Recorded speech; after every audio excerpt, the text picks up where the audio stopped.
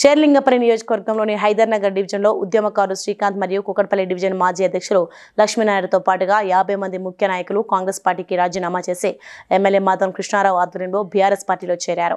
ఈ సందర్భంగా ఎమ్మెల్యే మాట్లాడుతూ ప్రభుత్వం ఏర్పడి సంవత్సర కాలమైనప్పటి వరకు పెన్షన్లు పెంచలేదని, అందించాల్సిన సంక్షేమ పథకాలు అమలు చేయకపోగా సంవత్సరం ముగిసిందని, ప్రభుత్వం విజయోత్సవ సభలు చేసుకుంటున్నారని మండిపడ్డారు.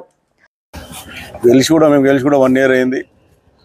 ఈ రాష్ట్రంలో తెలంగాణ రాష్ట్రంలో ఒక రైతులే కానీ ఒక పింఛన్దారులే కానీ ఇలా పింఛన్దారులకు 4000 రూపాయలు ఇస్తామని చెప్పి 100 రోజుల్లో ఇలా పింఛన్దారులకు మనం మోసం చేసే ప్రయత్నం చేశారు.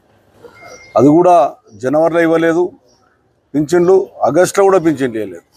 సుమారుగా 2500 కోట్ల రూపాయలు ఇలా ప్రజలకు వచ్చే హక్కును దాన్ని మీరు ఇవ్వలేకుండా నిరుపేదలైనటువంటి పింఛన్దారులందరూ కూడా వాళ్ళు ధర్నా చేసి నిరసన తెలిపే కార్యక్రమం చేశారు.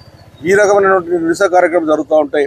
ఈ పండుగ వాతావరణం అని చెప్పి మేము పండుగలు చేసాం, ఎన్ని వేల కోట్లు అని చెప్పి మేము ఇనాగ్రేషన్ చేసినాం, మేము ఫౌండేషన్ చేసి మళ్ళా దాన్ని నేను ఇనాగ్రేషన్ చేయడం అనేది బాధ కలిగిందని చెప్పి సందర్భంగా తెలియజేస్తూ ప్రజల పక్షాన ఖచ్చితంగా టీఆర్ఎస్ పార్టీ బీఆర్ఎస్ పార్టీ ఉంటుందని చెప్పి సందర్భంగా తెలియజేస్తాం. Please like and share, subscribe to BCN Telugu News. Please like, share and subscribe to BCN Telugu News.